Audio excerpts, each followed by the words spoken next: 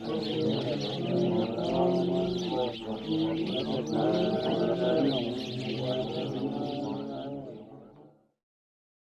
الله الرحمن الرحیم. الحمد لله و کفی و سلام علی عباده الذین اصطفی. اما بعد، بینندگان عزیز و ارجمند شبکه جانی شارجه، خدمت شما عرض ادب و احترام دارم. السلام علیکم و رحمت الله و برکاته. با برنامه موسیقی از راه دور در خدمت شما هستم. تلاوت امروز به حول قوه الهی آیه 94 از سوره نحل خواهد بود. با هم گوشیانب سپاریم به تلاوت این آیه و بعدش می‌پردازیم به احکام تجویدی این آیه. اعوذ بالله من الشیطان الرجیم. ولا تتخذوا أيمانكم دخلا بينكم فتزل قدم بعد ثبوتها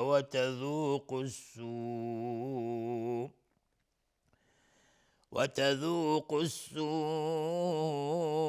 بما صددتم عن سبيل الله ولكم عذاب عظیم. بله، آیه 94 از سوره نحل.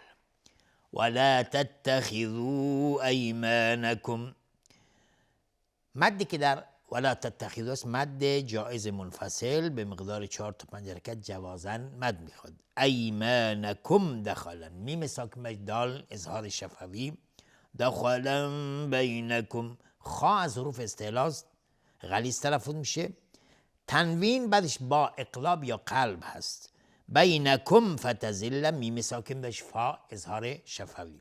قدم بعد ثبوتها، باز تنوین بعدش با اقلاب یا قلب هست. بعد ثبوتها و تذوق السوء، قاف از حروف استعلاست و الف لام اینجا الف لام شمسی است. السوء، مدی که در السوء هست مد واجب متصل به مقدار 4 تا 5 حرکت وجوباً مد میخواد.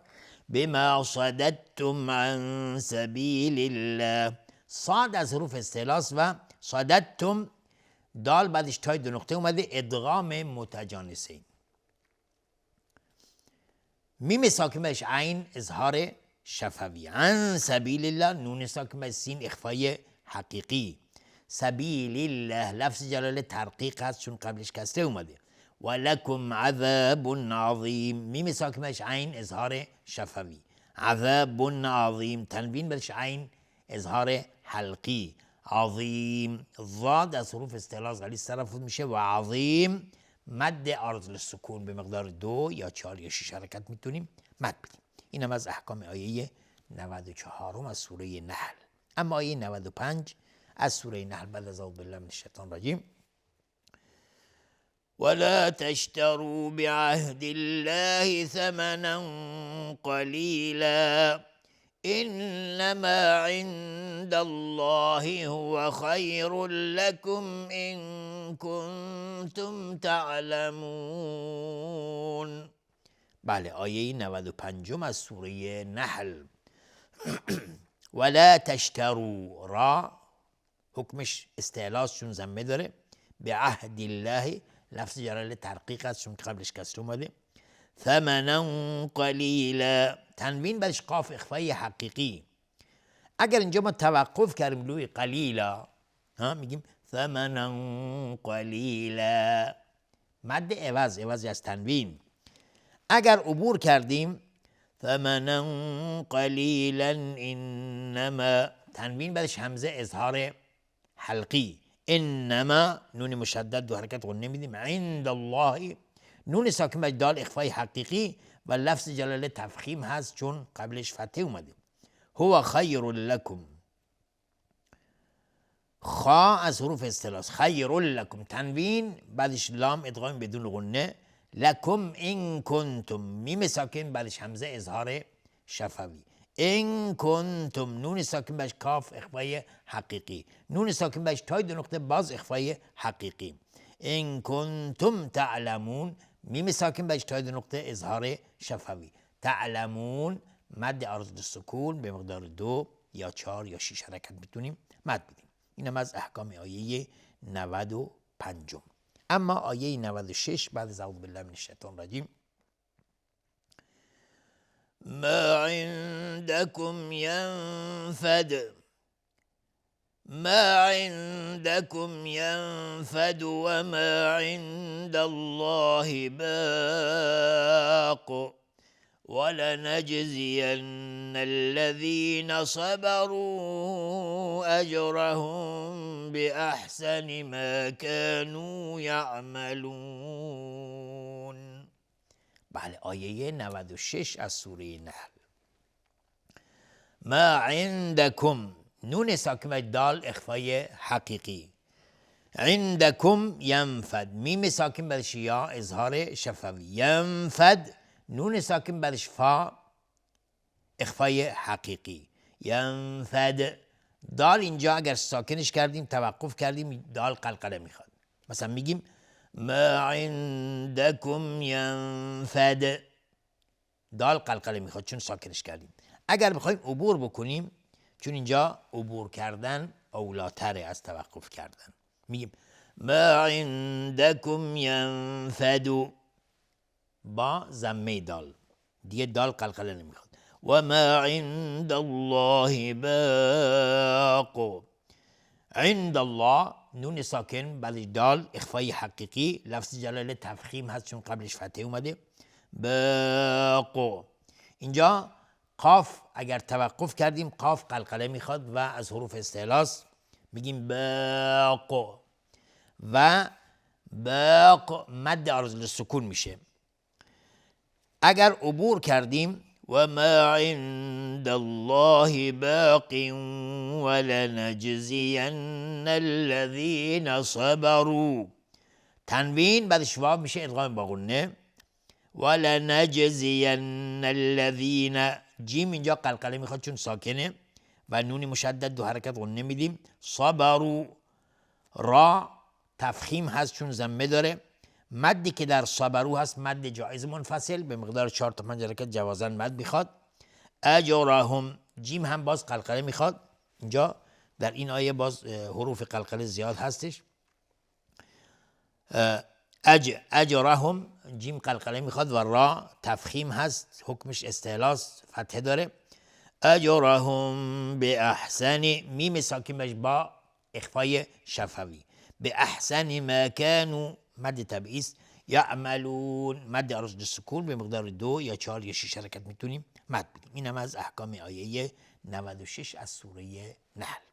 آیه 97 از سوره نحل بعد از اعوذ بالله من الشیطان الرجیم.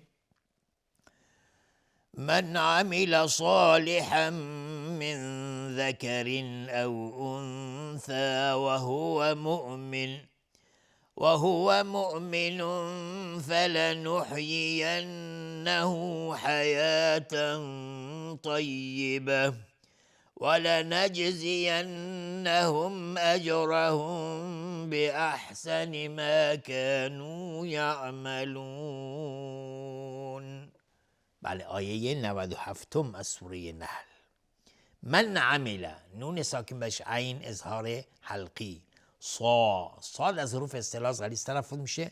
الف هم تابع صاد غلیظ میگیم صا، نمیگیم صا، دهان پر میشه. صالحا من ذکر او انثى، تنوین بعدش میم ادغام با غنه. من ذکر، نون ساکن ذال اخفای حقیقی.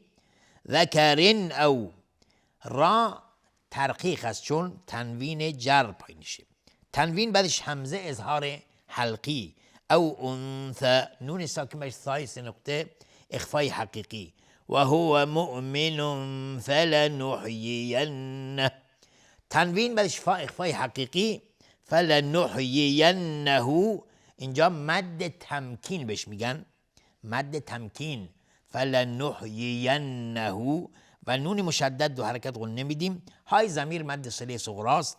حیاتا طیبه، تنوین بعدش تا اخفای حقیقی. طیبه، اگر توقف کردیم با سکونی ها، اگر بخوایم عبور بکنیم طیبه ولنجزینهم، تنوین بعدش واو ادغام با غنه میشه. ولنج، جیم قلقله میخواد و نون مشدد دو حرکت غنه میدیم. ولنجزینهم اجرهم، میم ساکن بعدش همزه اظهار شفوی. اجرهم، جیم باز قلقله میخواد و را استعلاس حکمشون فتحه داره. میم ساکنش با اخفای شفوی. به احسن ما کانو مد تبعیض یعملون، مد عارض للسکون به مقدار 2 یا 4 یا 6 حرکت میتونیم مد بدیم. اینم از احکام آیه 97 از سوره نحل. آیه 98 از سوره نحل بعد از اعوذ بالله من الشیطان الرجیم: فَإِذَا قَرَأْتَ الْقُرْآنَ فَاسْتَعِذْ بِاللَّهِ مِنَ الشَّيْطَانِ الرَّجِيمِ. بله، آیه 98: فَإِذَا قَرَأْتَ الْقُرْآنَ. فَإِذَا مد تبعیض، قرأت قاف از حروف استعلاست و را هم حکمش استعلاست. القرآن الف لام قمری، القرآن. القرآن میتونیم بگیم اینجا مد بدل و را مفخم هست. فاستعذ بالله لفظ جلال ترقیق است. من الشیطان الرجیم، تا از حروف استعلاس و الف هم تا به تا غلیظ طرف میشه. الرجیم الف لام شمسی و را حکمش استعلاس. الرجیم مد عارض للسکون به مقدار 2 یا 4 یا 6 حرکت میتونیم مد بدیم.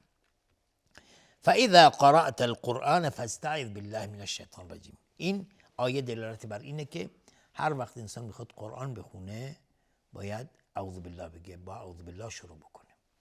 فاذا قرأت القرآن فاستعذ بالله من الشیطان الرجیم. اینم از احکام آیه 98 از سوره نحل. اما آیه 99 از سوره نحل بعد از اعوذ بالله من الشیطان الرجیم: إنه ليس له سلطان على الذين آمنوا وعلى ربهم يتوكلون. بله، آیه 99 از سوره نحل. انه نون مشدد دو حرکت غنه میدیم. های ضمیر مد صله صغراست.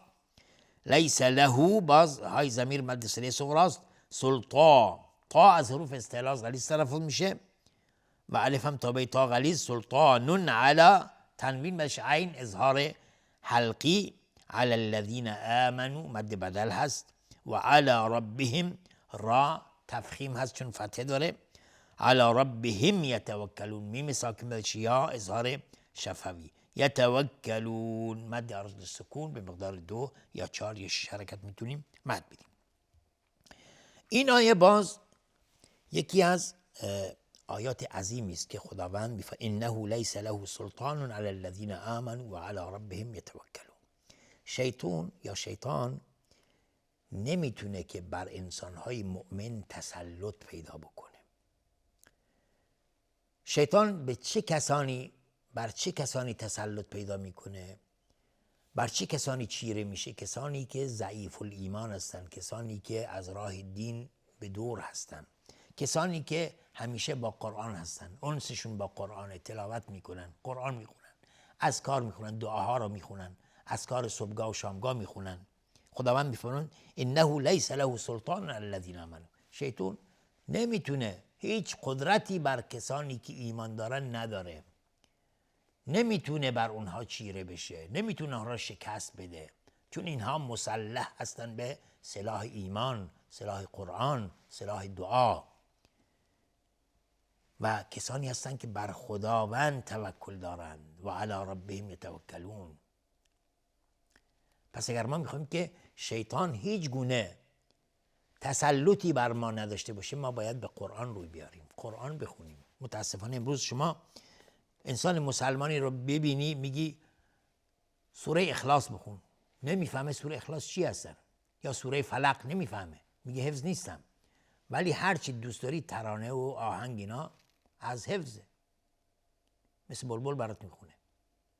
این بلای خانمانسوز است که گریبانگیر ما مسلمان شده که سوره های کوچک قرآن رو اصلا هیچ کدوم از بچه های ما حفظ نیستن، بلد نیستن متاسفانه. اینم از آیه 99. آیه 100 از سوره نحل بعد از اعوذ بالله من الشیطان الرجیم: انما سلطانه على الذين يتولونه والذين هم به مشركون.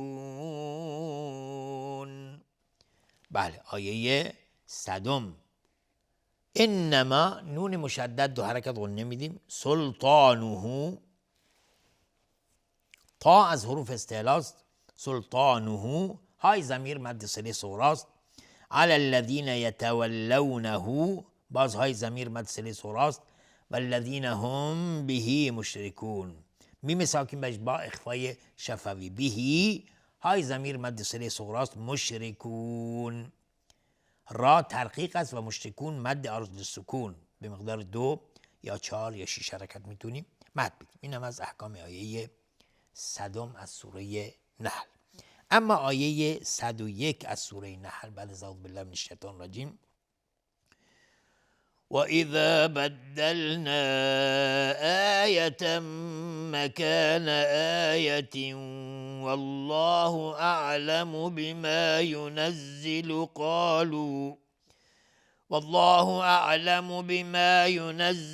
قَالُوا إِنَّمَا أَنْتَ مُفْتَرٍ بل أكثرهم لا يعلمون. بله آیه 101 از سوره نحل. و اذا بدلنا مد طبیعی است. بدلنا مد جایز منفصل به مقدار 4 تا 5 حرکت جوازن بد میخواد. آیه مکانه آیه مد بدل هست به مقدار 2 حرکت کشیده میشه. تنوین بعدش میم ادغام با غنه. مکان آیه والله باز آیه مد بدل هست. تنوین بعدش واو ادغام با غنه. اینجا روی آیه دوم یک لای کوچیکی گذاشته، لام کوچیکی دلالت بر اینه که اینجا روی آیه دوم بگیم و اذا بدلنا آیه مکان آیه. اینجا نباید توقف کرد، باید عبور بکنیم چون معنی کامل نیست. و اذا بدلنا آیه مکان آیه والله اعلم بما ينزل. والله لفظ جلاله اینجا تنوین به واو ادغام با غنه و لفظ جلاله مفخم هست، تفخیم هست. اعلم بما ينزل. قالوا مد جایز منفصل 4 تا 5 حرکت جوازن مد میخواد. انما نون مشدد 2 حرکت غنه میدیم. انما مد جایز منفصل. انت اخفای حقیقی. مفتر اگر توقف کردیم با سکون را و را حکمش استعلاست. اگر عبور بکنیم تنوین بعدش با اقلاب. اکثرهم را مفخم هست چون ضمه داره. لا یعلمون اکثرهم لا یعلمون میم ساکن بهش لام اظهار شفوی. لا یعلمون مد عارض سکون به مقدار 2 یا 4 یا 6 حرکت میتونیم مد بدیم. این هم از احکام آیه 101 از سوره نحل و با این حکم رسیدیم به پایان این برنامه. امید است این برنامه تا اینجا مورد توجه و استفاده همه شما از آن قرار گرفته باشه. تا دیدار دیگر و برنامه دیگر همه شما یاران رو به خداوند بزرگ میسپارم و آخر دعوانا ان الحمدلله رب العالمین و السلام علیکم و رحمت الله و برکاته.